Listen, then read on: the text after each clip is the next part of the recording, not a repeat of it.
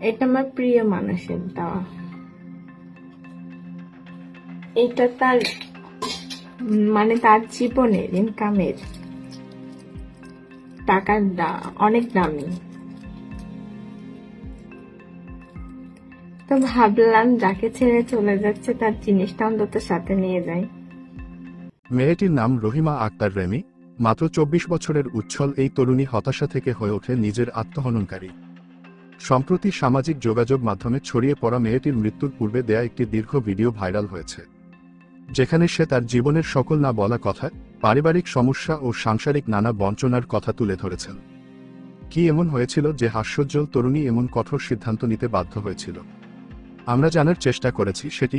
গত ১৭ জুন রাত ৯টায় রেমির মোবাইলে রেকর্ড করা তৃতীয় ভিডিওতে স্বামী সাইম সাগর ও একমাত্র কন্যাকে বিদায় জানাচ্ছে। সেই সঙ্গে জানাচ্ছে যে বাবা মায়ের বিবাহ বিচ্ছেদ ও পুনরায় বিবাহ বন্ধনে আবদ্ধ হওয়ায় সমাজে পরিবারে নানা কটু কথার শিকার হচ্ছে সে। বাবা মায়ের দোষে সন্তান কখনো দোষী নয় এটি প্রমাণ করতেই নিজের প্রাণ বিসর্জন দিচ্ছে মেয়েটি।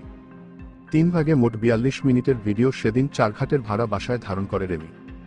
এরপর ঠান্ডা মাথায় রাত ৩টার দিকে সেগুলো স্বামী সাইম সাগরকে পাঠায়।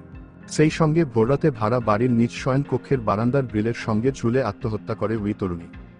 পরিবারের সদস্যরা বলছেন, লেখাপড়ায় ভীষণ মেধাবী রেমি মাধ্যমিক ও উচ্চ মাধ্যমিকে পেয়েছেন গোল্ডেন এ+। পড়াশোনা করছিলেন রাজশাহী মহিলা কলেজে রাষ্ট্রবিজ্ঞান বিভাগের ৪র্থ বর্ষে। ঈদের দিনও দাদির বাড়িতে গিয়ে ভালো মতো ছিলেন রেমি। মৃত্যুর আগে দেয়া স্বীকারোক্তিতে রেমি তার শ্বশুরবাড়ির মানসিক নির্যাতনের কথা অল্প বিস্তর বলে গেছেন। ছোট ভাই ও তার বাবা সে অভিযোগ আরও পোক্ত করলেন। তারা বলছেন, রেমিকে দিয়ে বারংবার লাখ লাখ টাকা কিস্তি তুলেছেন তার শাশুড়ি।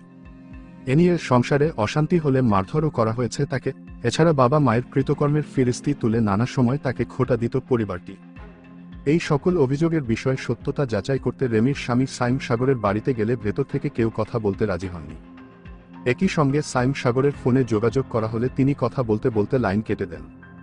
রাজশাহী বিশ্ববিদ্যালয়ের মনোবিজ্ঞান বিভাগের অধ্যাপক মুজিবুল হক আজাদ খান বলছেন, ভঙ্গুর পরিবার, বাবা মায়ের সম্পর্কে ঘাটতি দেখা দিলে আস্থা হারাতে থাকে সন্তান।